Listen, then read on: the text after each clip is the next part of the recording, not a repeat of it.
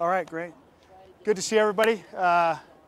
Appreciate all you do. Appreciate you coming out. I just want to reiterate a statement that I put out a couple hours ago about Nebraska's position with respect to its great tradition of playing games the Friday after Thanksgiving, and that we will continue to do everything we can moving forward to ensure that we preserve that tradition.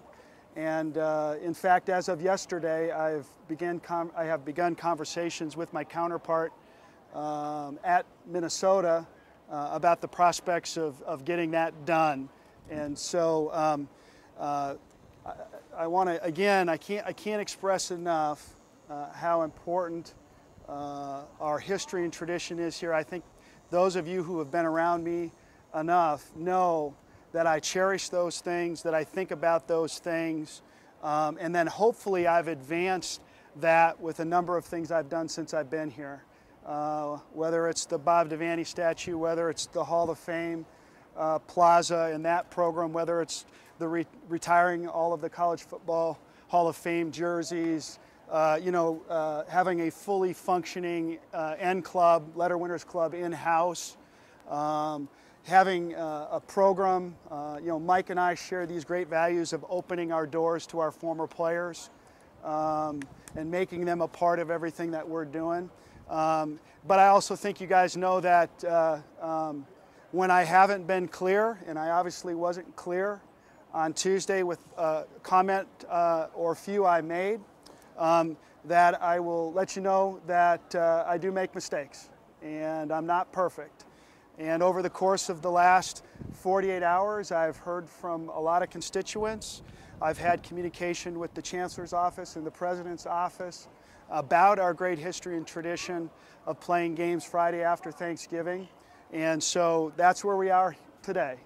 Today we are working really, really hard and diligently to make sure that that happens moving forward. We're really excited to continue to play those games the next 3 years. We have 3 more games in our series with Iowa that will be played on Friday. And so the next opportunity will be 2020 against Minnesota. So with that, I'd be happy to answer any questions that you might have. How receptive was Minnesota to doing that when you initially talked to them?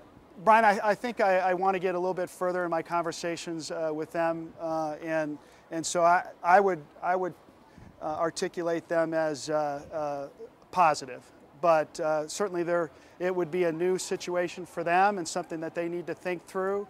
But stay tuned. Coach Riley's statement on Tuesday and then what he said to me as well, and then your statement on Tuesday indicated that you wanted to move the games to Saturday. What changed in the last 48 hours? Well, I think I would, again, to clarify my position on that is that, my job and Mike's job is to do everything we possibly can to prepare our coaches and our players with an opportunity to win a championship. And so when you look at it and you look at the normal 6-day rest, recovery, prep, and routine associated with that, and then you shift to a 5-day situation, that's different. But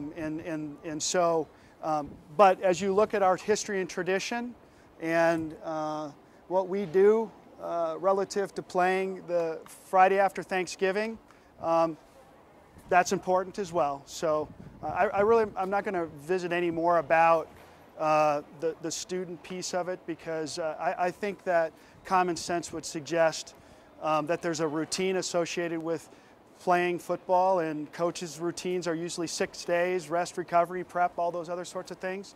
And so this unique tradition that we have suggests that we go on 5 days prep and rest. And I'm with Mike. We're ready to play any day of the week, and we're just going to go play the game and hopefully win. But you're correcting that you changed your mind in the last 48 hours.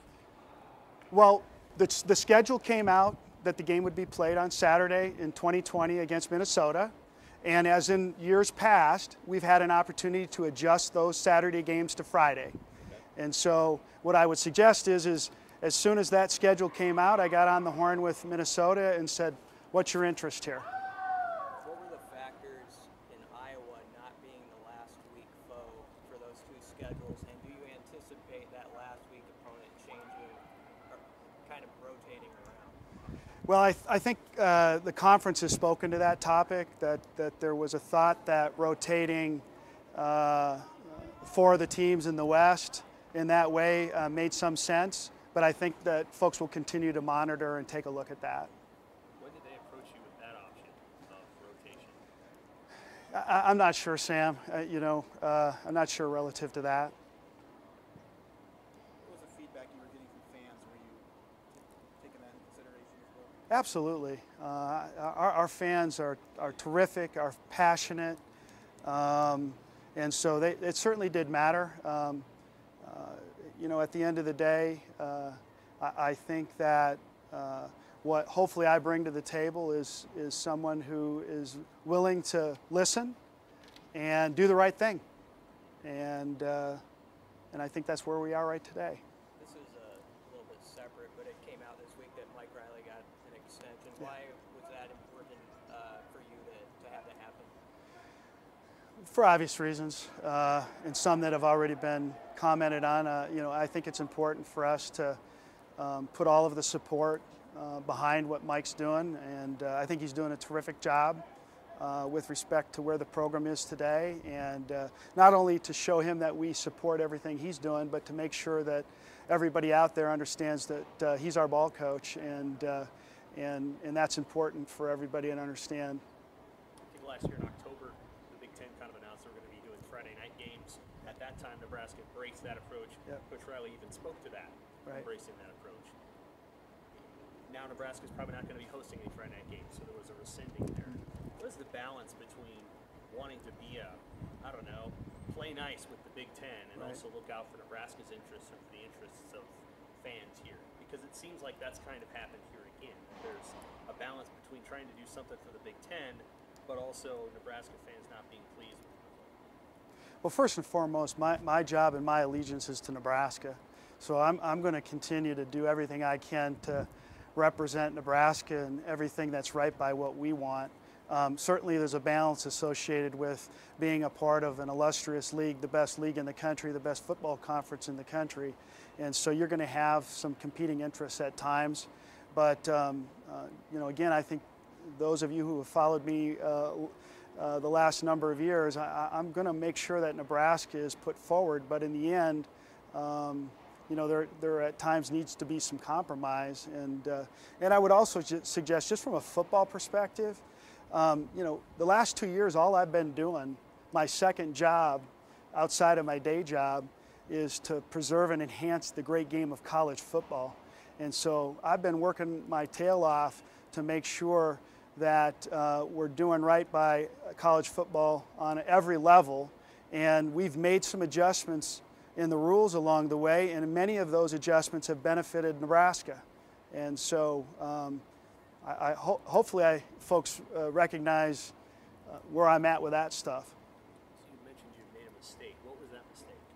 I think my mistake was not being clear on Tuesday about really the fact of the matter, because we've had, as you know, we've had schedules come out in the past on Saturday, and we've had discussions with Iowa in particular about moving those games to Friday. So that's fully on me. I take full accountability for not being clear relative to comments that came out on Tuesday. Were you disappointed the last week opponent changed?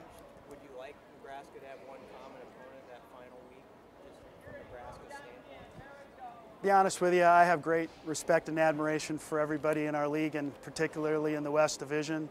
I'm happy playing anybody at the end. Yep. Okay. Yeah. You got